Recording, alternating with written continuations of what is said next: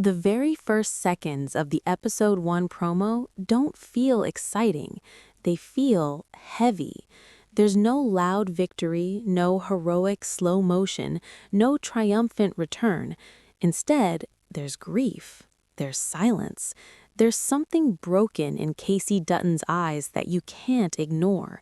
And once you see it, you realize this isn't just the start of a new chapter. It feels like the aftermath of something devastating, something that changed him forever. When the promo for Marshals dropped, it didn't sell action, it sold loss. And that alone tells us everything about where this story is heading. We are not meeting the same Casey Dutton we once knew in Yellowstone. Back then, he was torn between loyalty and love, between the ranch and his own peace. But now he looks like a man who has already paid a price. And whatever that price was, it seems to be the reason he puts on that badge. Becoming a U.S. Marshal doesn't feel like ambition, it feels like survival.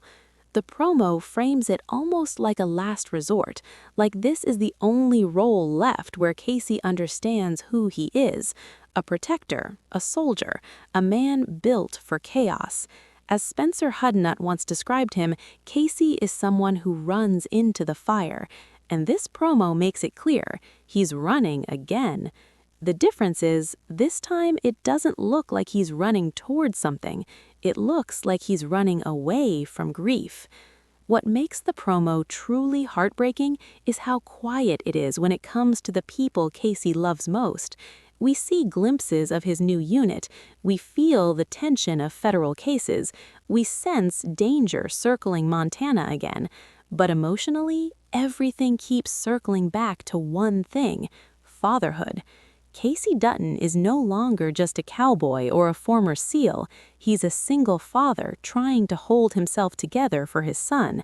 And when we see Tate Dutton in the promo, older now, standing taller, there's this unspoken weight between them.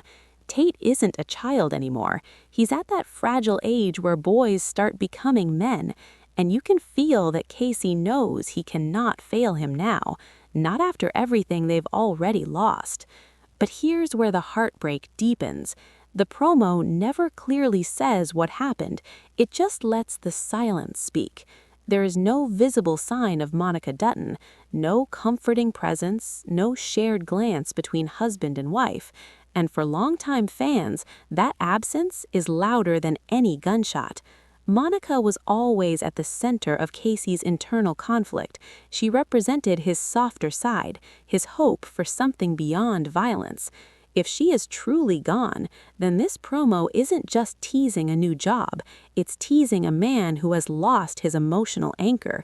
And if the rumors are true, if tragedy is what pushes him into federal service, then that badge isn't a symbol of strength, it's a shield to hide behind.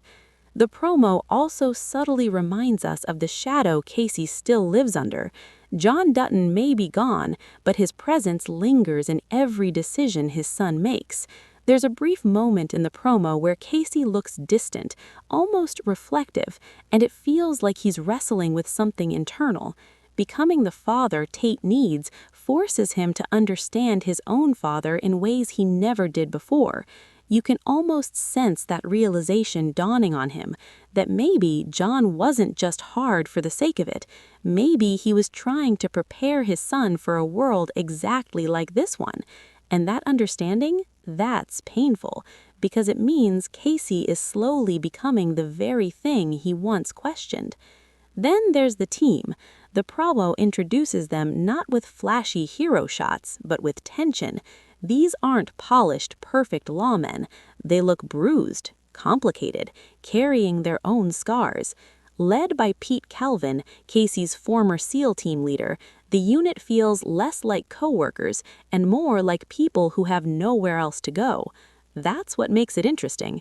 This isn't a traditional procedural where cases neatly begin and end. It feels personal.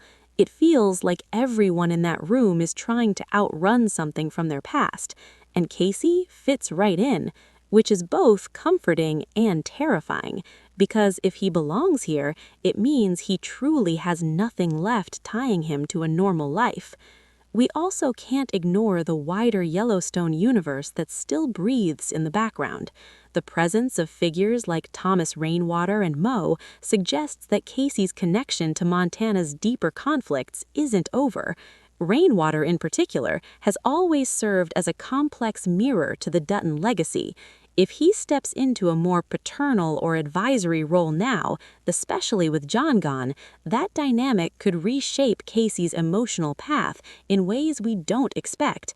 And knowing that this entire universe was originally crafted by Taylor Sheridan, there's always the possibility that the heartbreak we sense in this promo is only the beginning. Sheridan's stories don't deal in simple pain, they deal in consequences. What truly makes this promo heartbreaking, though, isn't just loss, it's restraint.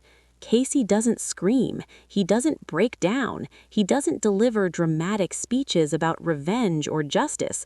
He looks contained, controlled, and that is far more unsettling. Because when a man like Casey suppresses his emotions, they don't disappear, they transform into obsession, into recklessness, into decisions that can't be undone. If Monica's absence is the emotional trigger, then federal service may be the outlet, and that combination is dangerous. The tone of the promo makes it clear that this show isn't trying to replace Yellowstone, it's trying to evolve beyond it. A year has passed in the story. The ranch is quieter. The chaos has supposedly died down, but Casey hasn't found peace. Instead, he seems more isolated than ever. Protecting the ranch once gave him purpose. Now, protecting strangers might be the only thing keeping him upright. And that shift from fighting for family land to fighting for federal law feels symbolic. It's as if he's trying to distance himself from the Dutton name while still carrying its weight. With the series set to premiere on CBS and later stream on Paramount+, the scale already feels bigger, more official, more exposed, but emotionally it feels smaller, more intimate, more fragile. Episode 1 isn't being marketed as explosive, it's being marketed as emotional, and that's why it hits so hard. Because when a story starts with heartbreak instead of triumph, you know the road ahead won't be easy. And maybe that's the point. Maybe this isn't about watching Casey win. Maybe it's about watching him endure, watching him try to be the father Tate needs while carrying grief he hasn't processed, watching him step into danger not because he craves it, but because it's the only place he feels useful. The promo doesn't promise comfort, it promises consequences. And if this first episode truly begins with tragedy, then we are about to see a version of Casey Dutton that is more vulnerable, more isolated, and possibly more dangerous than ever before. And that is why this promo isn't just intense, it's heartbreaking. What makes episode 1 even more painful is the feeling that Casey isn't just starting over. He's starting from ruin. The promo keeps giving us small emotional clues instead of clear answers, and that choice feels intentional. There's a heaviness in the way Casey Dutton moves, in the way he looks at his son, in the way he stands slightly apart from everyone else in the room. It's the posture of a man who has already buried something he can't bring back. And if this first episode truly opens with tragedy, then everything we see in the promo is the aftermath of that single moment. The most heartbreaking layer is how fatherhood now defines him. In Yellowstone, Casey often felt divided. He was a husband, a son, a rancher, a soldier. He was pulled in different directions, constantly torn between loyalty to his father and love for his wife. But in this new series, those layers seem stripped away. What remains is simple, almost raw, a father and his teenage son. Tate Dutton is no longer the scared little boy hiding from violence. He's older now, old enough to understand when something is wrong, and the promo subtly shows that Tate sees the change in his father. There's a quiet distance between them, not because they don't care about each other, but because grief has settled between them like an invisible wall. If Monica is truly gone, then Tate didn't just lose a mother, he lost the emotional balance of his family. And Casey didn't just lose a wife, he lost the one person who grounded him. Monica Dutton was always the moral center of Casey's life. She questioned his choices. She challenged his violence. She forced him to think about consequences beyond survival. Without her, who pulls him back? Who tells him when he's going too far? The promo suggests that no one does, and that absence is terrifying. There's also something deeply symbolic about Casey choosing federal service now. Becoming a U.S. Marshal isn't random. It's structured, it's disciplined, it comes with rules and a chain of command. For a man drowning in personal chaos, that structure might feel like the only solid ground left. But structure doesn't erase pain, it only hides it under responsibility. The promo shows him stepping into briefings, walking into operations, standing beside his new team. But even in those moments, his face doesn't light up with purpose. It hardens. This isn't excitement, it's containment. And that brings us to the team itself. The new unit doesn't feel flashy or glamorous.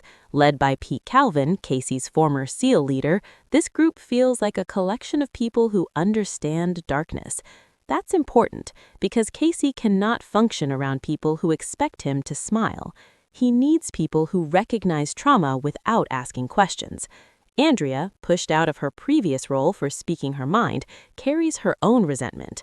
Belle thrives in undercover work, which already suggests she's comfortable living behind masks. Miles, coming from Broken Rock, chose this path because he wanted to protect his people differently. None of them feel untouched. None of them feel light. And that's exactly why Casey belongs among them. But here's the suspenseful part. What happens when a team built on unspoken pain starts pulling at each other's wounds? Trust is fragile, especially in high-risk federal work. The promo hints at intense operations, dangerous suspects, and the re-emergence of cartel activity in Montana. If Monica's rumored death is tied to cartel violence, then Casey's involvement in these cases becomes personal, and personal decisions in federal operations can cost lives. That's where the heartbreak might turn into recklessness. There's also something deeply symbolic about Casey choosing federal service now. Becoming a U.S. Marshal isn't random, it's structured, it's disciplined, it comes with rules and a chain of command. For a man drowning in personal chaos, that structure might feel like the only solid ground left. But structure doesn't erase pain, it only hides it under responsibility. The promo shows him stepping into briefings, walking into operations, standing beside his new team. But even in those moments, his face doesn't light up with purpose. It hardens. This isn't excitement, it's containment.